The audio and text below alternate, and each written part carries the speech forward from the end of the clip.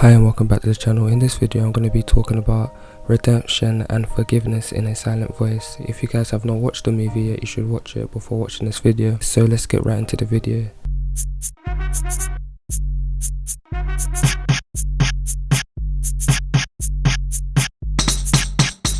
Silent Voice was written by Yushtika Omar, who has also written To You the Immortal, which got an anime adaptation this year. Watch it if you haven't.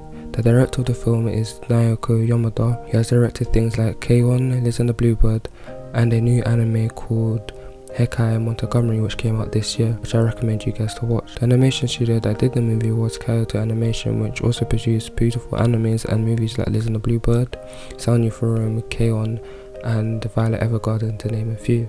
The movie came out in 2016, and as people probably have watched it because it came out the same year as Your Name. I personally think that A Silent Voice is a better film than Your Name, but Your Name is more well known. A Silent Voice tells a story about Showa Ishida and a relationship with a classmate from elementary school, Shoko Nisimiya, who happens to be deaf. Because she is deaf, Ishida and his classmates start to bully her. Because she is deaf, as a result of bullying her, she eventually moves schools. As she moves schools, Ishida is blamed for the bullying, and the friends that helped him bully her turn on him, and he gets bullied by them for bullying her and ends up isolating himself to the point where he doesn't look at people in the face and tries to commit suicide at the beginning of the film, but doesn't, and goes and finds Nisimiya to atone for the wrongdoing that he has done to her in the past. The film is probably one of the most beautifully animated films I've watched, and the story pulls you in because of how emotive it is. The first time I watched it, it made me cry like a baby.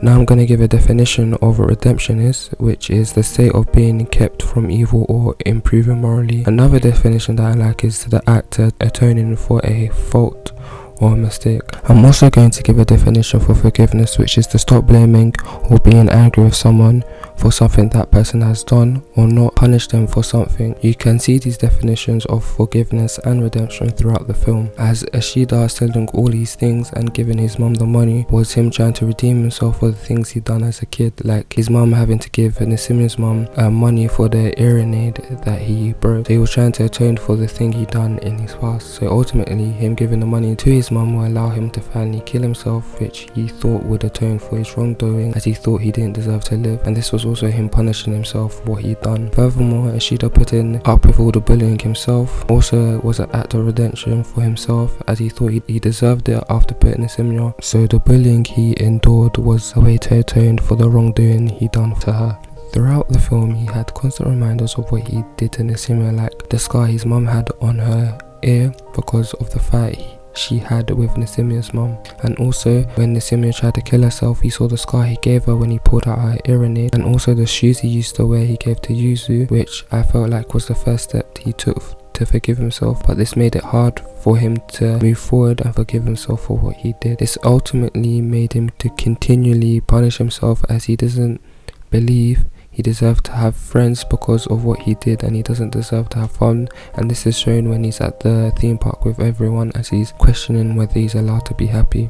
So Yuzu for a long time was trying to protect her sister and ended up losing who she was. I really like Yuzu's character. She was the first one to forgive Ishida for what he did, as you see how she came to forgive Ishida, as at the start when Ishida tried to see Nisimiya, she didn't want him to see him, and she even took a picture of him jumping in the river to get Nisimiya's book as it fell in the river, and this resulted in him getting suspended from his school, and Ishida was able to forgive her for what she did because he felt like he deserved it and understood why she done it, again punishing himself for what he did. And like I said, Yuzu was the first one to forgive Ishida because he showed her how much he actually cares for Nisimiya, and he was actually changing as a person, and the fact Nisimiya was becoming more happy whenever she started meeting Ishida.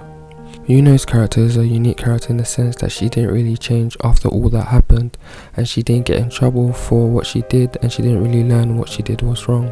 So there's a question in the fact that would Ishida turn out the same way she did if no one told him what he did was wrong and he got in trouble for what he did.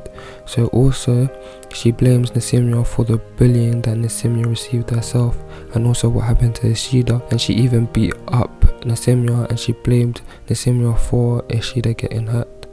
and she didn't really forgive her till the end of the movie, as Nasimya continued to go to her and showed that she cared for Ishida when he was in hospital. Also, she was trying to redeem herself in her own way, like what Ishida was doing, as when they went to the theme park, she told him to go and get some toyaki, and there was his old friend from elementary school there. And then Ishida also questioned himself whether he was doing the same thing to Nasimya. Was he actually trying to help himself rather than helping her? So Nasimya hated herself because of the trouble she caused everyone around her, and she needed to forgive herself in a way too, but she couldn't forgive herself, and she ended up punishing herself because of it.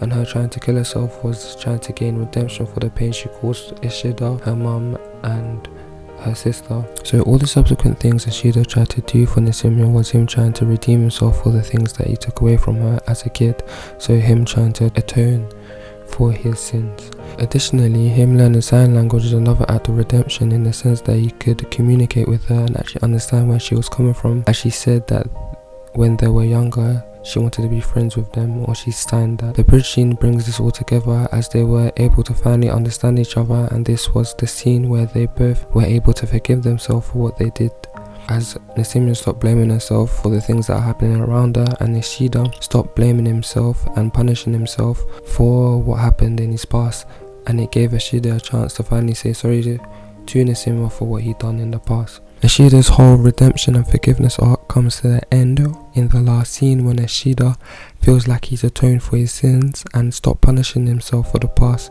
I want to put Nietzsche's definition of redemption here because I feel like it applies here. So Nietzsche says that redemption is not a deliverance from sin, but a total affirmation of life with all its pain, suffering, and absurdity. So here I feel like it applies here because all the characters accept the pain and suffering that they've caused themselves and others.